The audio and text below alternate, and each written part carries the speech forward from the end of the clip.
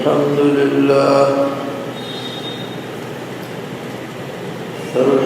لله نحمده ونستعينه ونستغفره ونؤمن به ونتوكل عليه ونعوذ بالله من شرور أنفسنا ومن سيئات أعمالنا من يهده الله فلا مضل له ومن يضلل فلا هادي له ونشهد أن لا إله إلا الله وحده لا شريك له ونشهد أن سيدنا وحبيبنا وسندنا وشفيعنا وإمامنا ومولانا محمدا عبده ورسوله صلى الله تبارك وتعالى عليه وعلى آله وأصحابه وذرياته وبارك وسلم تسليما كثيرا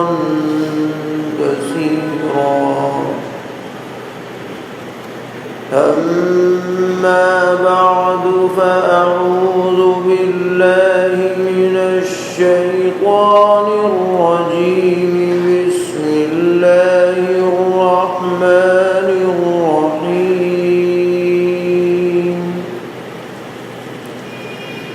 لو أنزلنا هذا القرآن على جبل لرأيته خاشعا متصدعا من خشية الله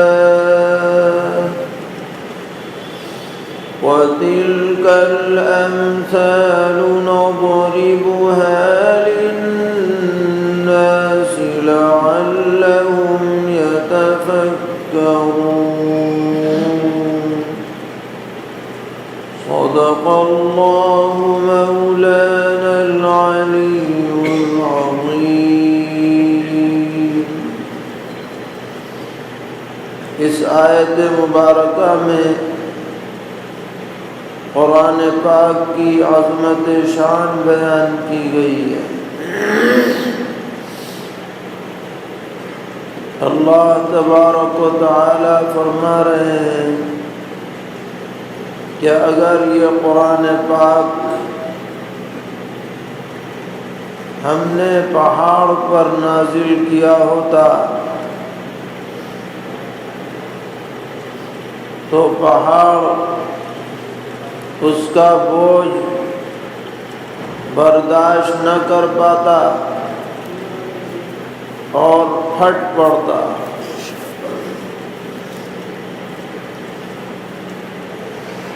حضرات مفسرین نے اس کی تشریح فرماتے ہوئے دو باتیں پیش کی ہیں۔ ایک تو یہ کہ اس کے مخاطب نبی اکرم علیہ الصلاۃ والسلام ہیں،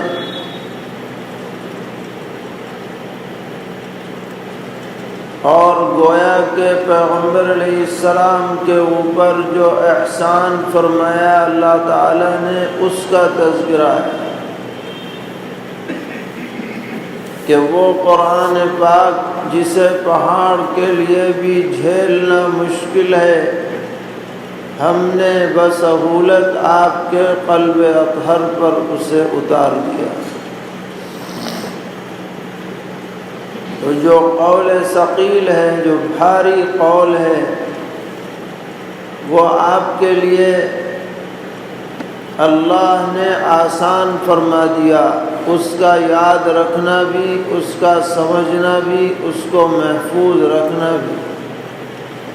تو یہ اللہ تعالیٰ کی طرف سے پیغمبر علیہ الصلاۃ والسلام پر بہت بڑا فضل و کرم اور انعام ہے۔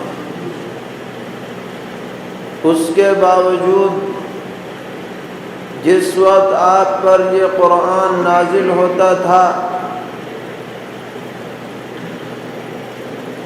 تو آپ اسے بہت محسوس فرماتے تھے۔ ام المومنین حضرت عائشہ صدیقہ رضی اللہ تعالی عنہا فرماتی ہیں کہ شدید سردی کے زمانے میں جب وحی نازل ہوتی تھی تو آپ کی پیشانی پسینے سے بھیگ جاتی تھی شدید سردی میں۔ اگر آپ سواری پر سوار ہوتے اور اس وقت وحی کا نزول ہوتا تو سواری اس بوجھ کو برداشت نہیں کر پاتی تھی، جوا ڈال دیتی تھی۔ بعض مرتبہ ایسا بھی ہوا کہ پیغمبر علیہ السلام کے بدن کا کوئی حصہ کسی صحابی کے بدن پر تھا اور اسی حالت میں وحی کا نزول ہونے لگا تو اتنا بوجھ صحابی نے محسوس کیا گویا وہ حصہ بدن کٹ جائے۔ تو اتنا بھاری کلام جسے پہاڑ بھی برداشت نہ کر سکیں وہ پیغمبر علیہ السلام پر نازل کیا گیا اور آپ کے توسط سے امت کو عطا کیا گیا۔ تو یہ مطلب تو اس صورت میں ہے جبکہ اس آیت کا مخاطب پیغمبر علیہ السلام کو بنائے، اور دوسرا مطلب یہ ہے کہ اس کو تمام جنات و انسان اس کے مخاطب بنائے جائیں۔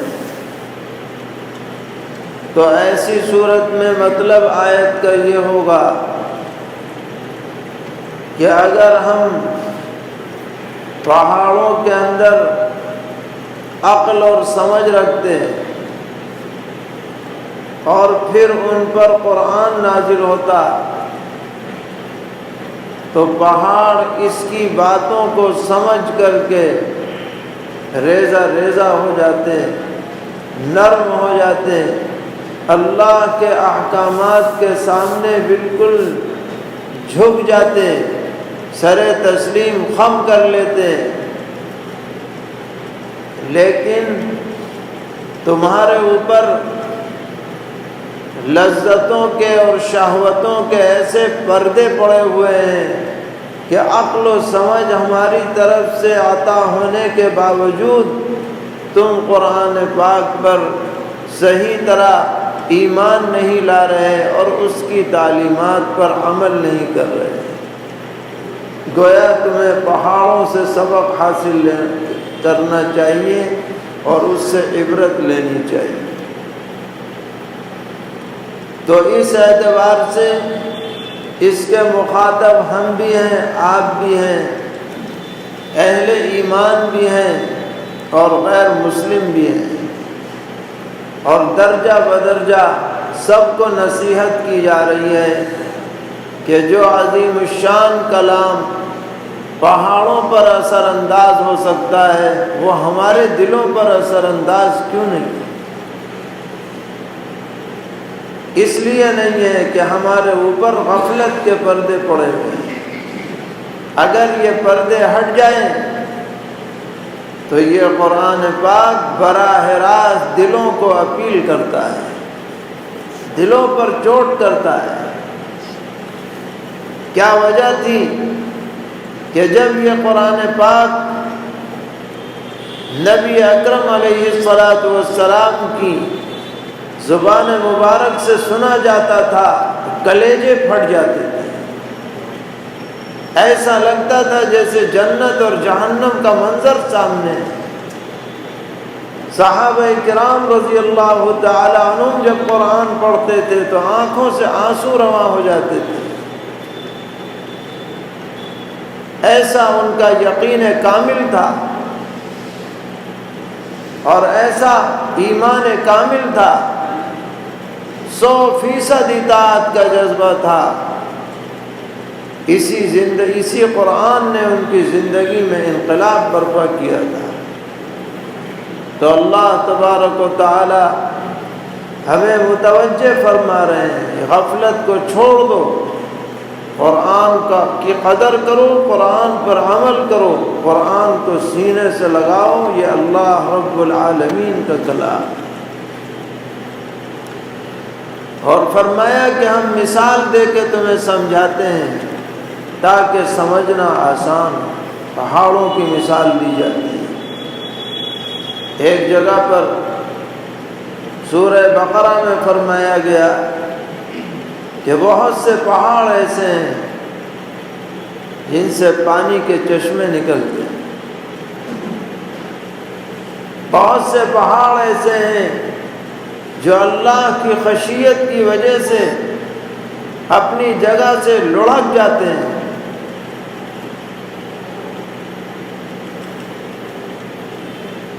تو ہمارے دل کیا پتھروں سے اور پہاڑوں سے زیادہ سخت ہو گئے ہیں کہ نصیحت کی باتیں ہمارے اوپر اثر انداز نہیں ہوتی؟ جگہ جگہ اللہ تعالیٰ نے ہمیں جھنجھوڑا ہے۔ فرمایا لو انزلنا هذا القرآن على جبل لرأيته خاشعا متصدعا من خشية الله۔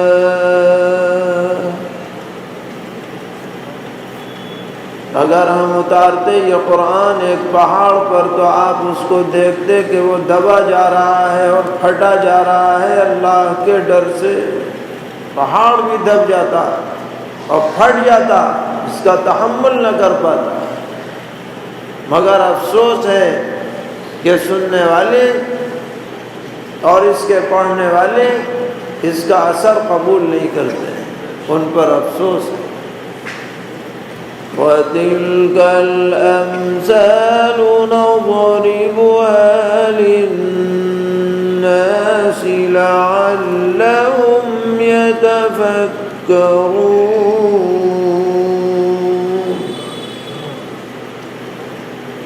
اور یہ مثالیں ہیں جو ہم لوگوں کو سناتے ہیں تاکہ وہ غور کریں، کچھ احساس پیدا ہو، اس لیے ہم یہ باتیں لوگوں کو سنا رہے ہیں۔ تو قرآن پاک کا تذکرہ ہوا تو مناسب معلوم ہوا کہ جس ذات کا یہ کلام ہے اس کا بھی تذکرہ ہو جائے، اللہ رب العالمین، اس کی صفات عالیہ بیان ہے، کیونکہ کلام کی عظمت صاحب کلام کو سمجھنے سے ہوتی ہے۔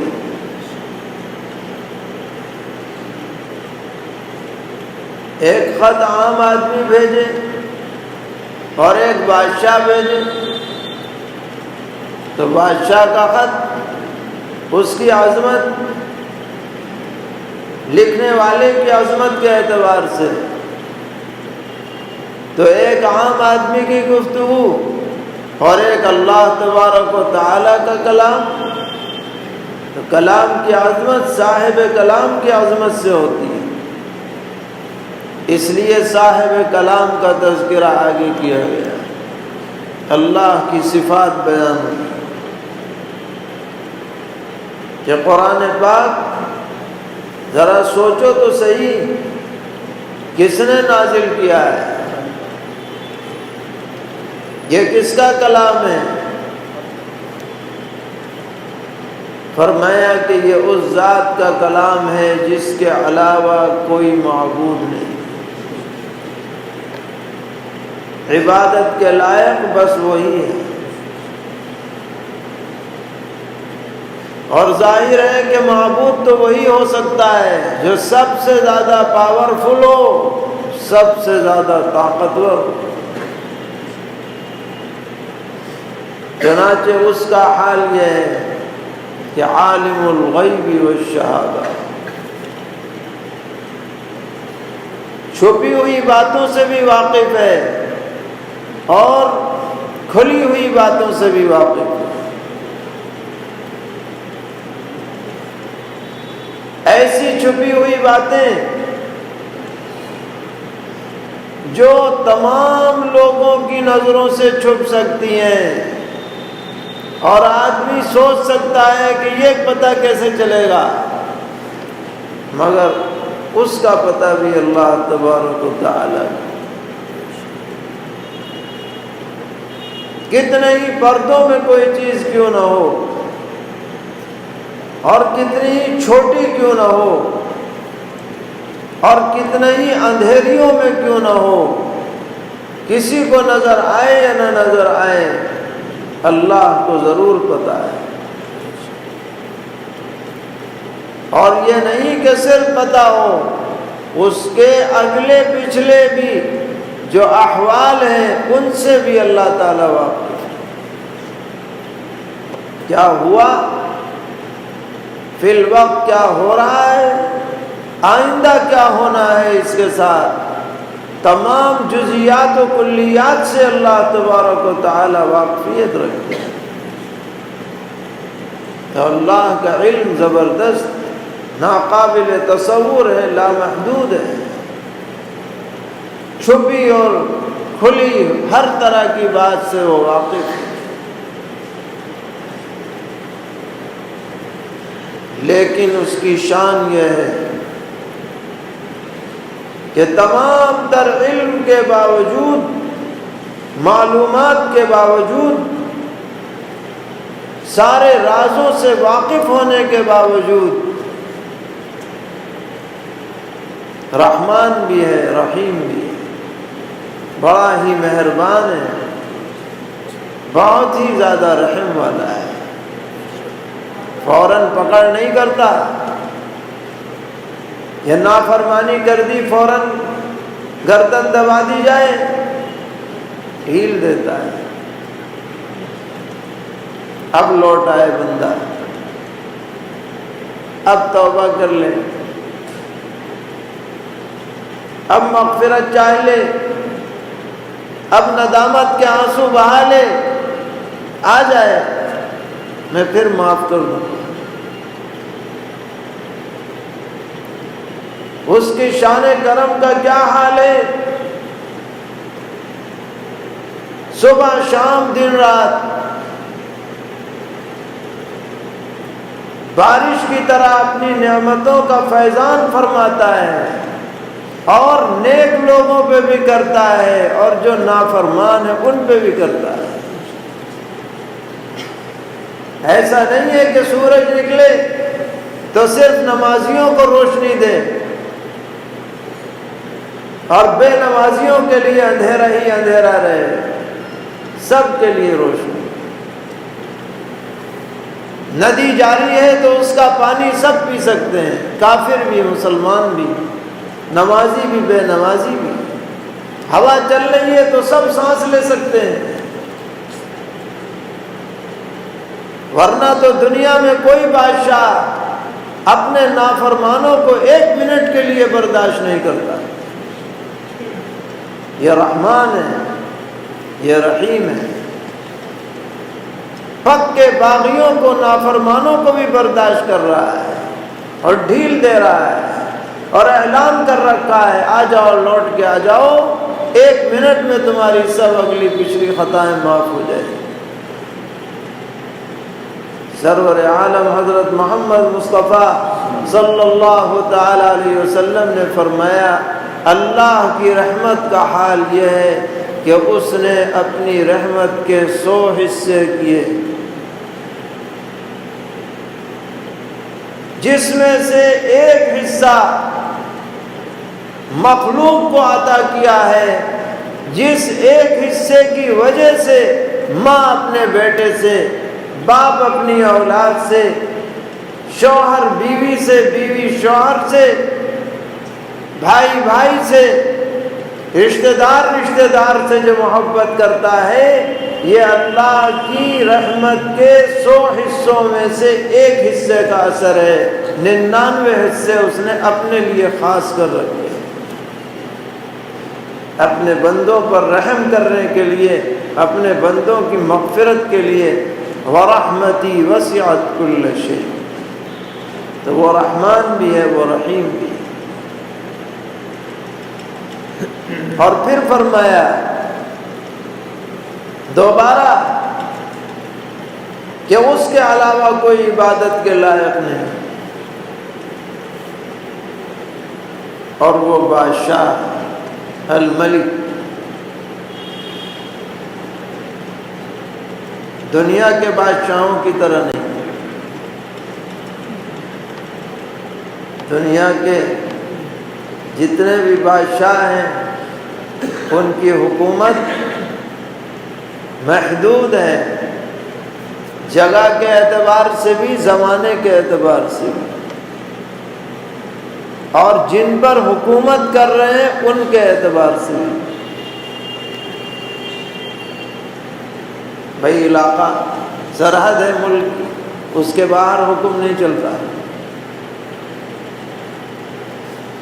جو اپنا علاقہ ہے ان پہ بھی سب پہ نہیں چلتا،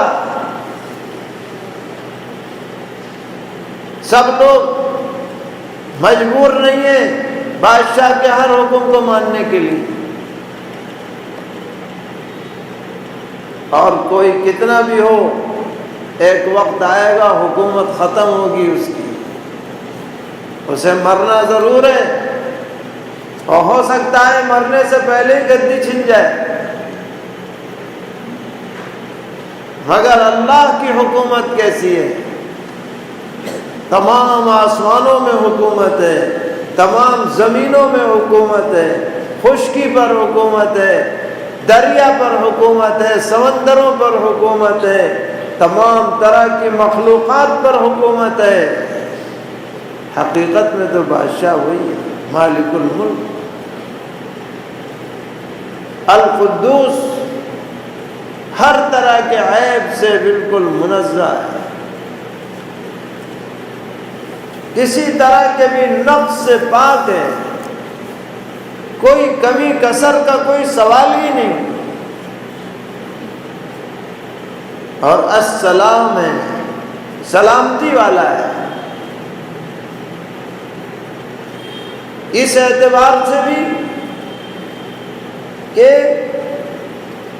جس طرح وہ ماضی اور حاضر میں پاک ہے ہر قسم کے عیب سے، اسی طرح مستقبل میں بھی ہر قسم کے عیب سے پاک، کامل سلامتی اس کے لیے۔ اور اس اعتبار سے بھی کہ جسے سلامتی چاہیے اسے اللہ سے وابستہ ہونا پڑے گا، تو السلام کا مطلب ذو السلام، سلامتی اس کے بغیر ملنے والی نہیں۔ المؤمن ہے، امان دینے والا ہے، کسی پر ظلم نہیں کرتا،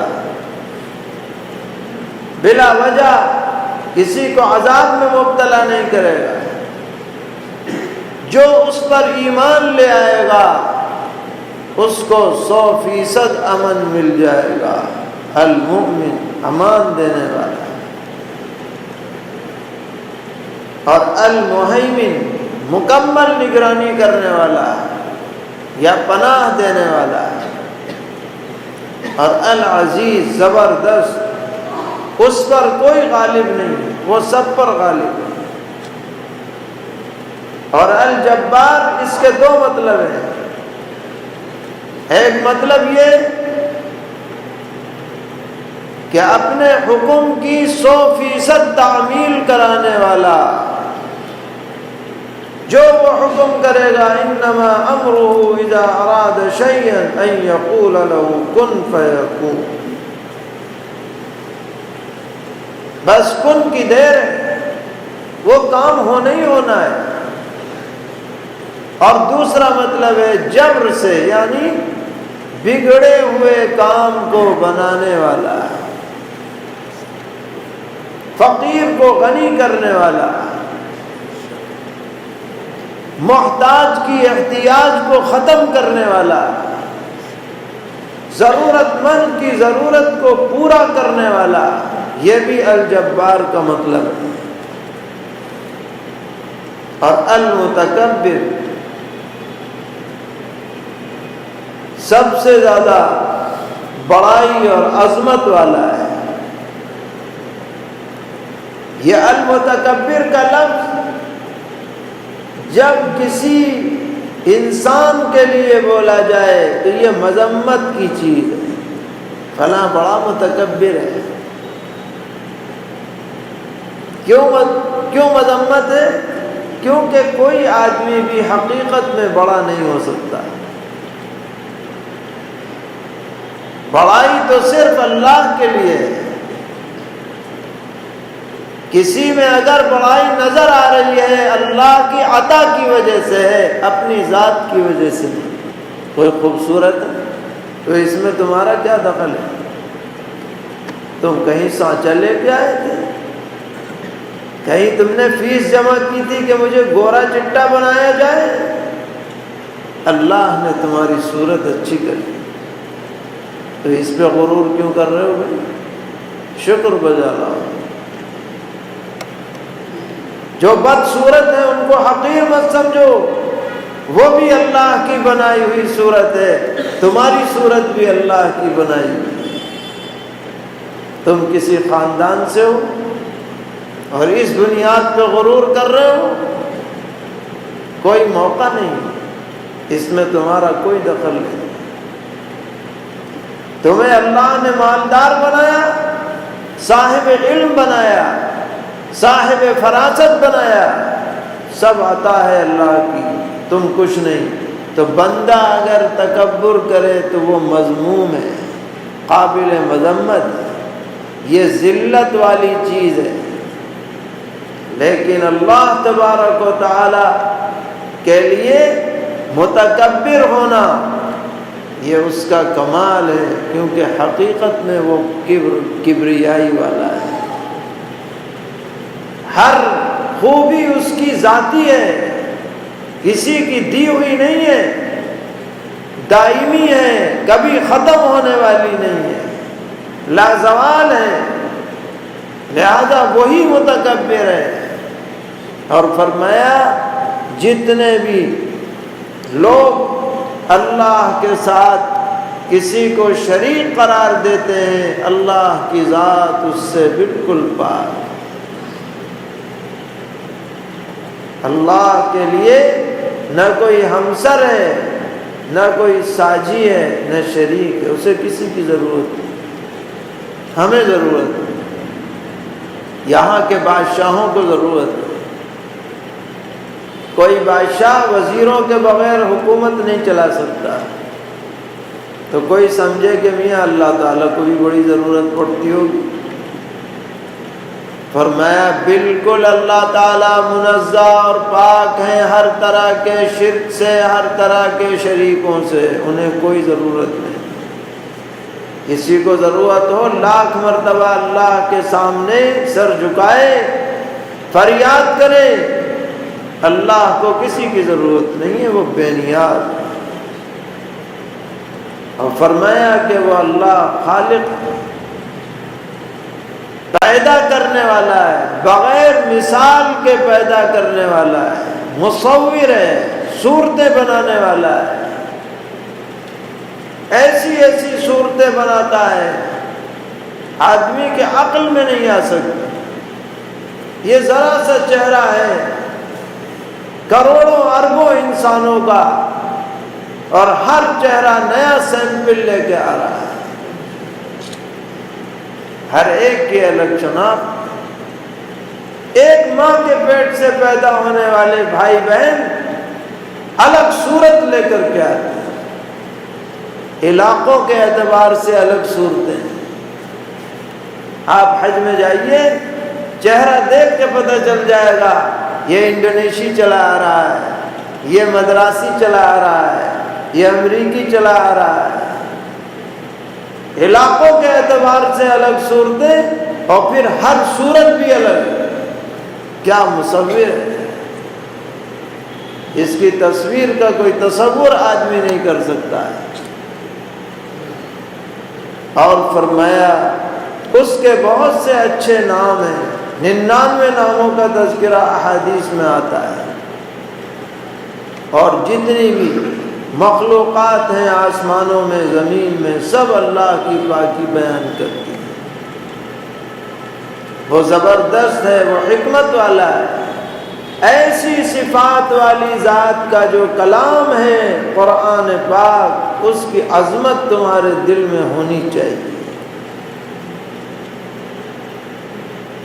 تو یہ آیات جو اخیر کی 3 آیتیں ہیں سورہ حشر کی، یہ صفات خداوندی پر مشتمل ہے، اور بعض ضعیف روایتوں میں یہ مضمون ہے کہ پیغمبر علیہ السلام نے فرمایا کہ جو صبح کے وقت میں یہ آیتیں پڑھ لیں تو 70,000 فرشتے مقرر ہوتے ہیں جو اس کے لیے دعائے خیر کرتے ہیں، اور اگر اس دن اس کی موت آئی تو شہیدوں میں اس کا شمار ہو، اور جو شام کے وقت میں پڑھ لے اس کے لیے بھی 70,000 فرشتے مقرر ہوتے ہیں، اور رات میں اگر موت آئے تو بھی شہیدوں میں اس کا حشر ہو۔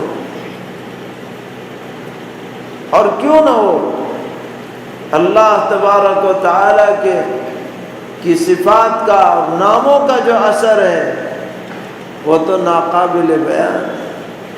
اللہ کو سب سے زیادہ اپنی تعریف پسند ہے، کیونکہ وہی قابل تعریف۔ جب بندہ اللہ کی تعریف کرتا ہے، اللہ کی صفات بیان کرتا ہے، اللہ کی حمد کرتا ہے، اس بندے پر اللہ کو پیار آ جاتا ہے، کیونکہ اس سے زیادہ سچی بات اور کچھ ہو نہیں سکتی۔ فرمایا واللہ الذی لا الہ الا هو عالم الغیب والشہادہ، وہی اللہ ہے جس کے علاوہ کوئی معبود نہیں، وہ چھپی اور کھلی سب باتوں کا جاننے والا ہے۔ هو الرحمن الرحیم، وہ بڑا مہربان ہے، رحم والا ہے۔ هو اللہ الذی لا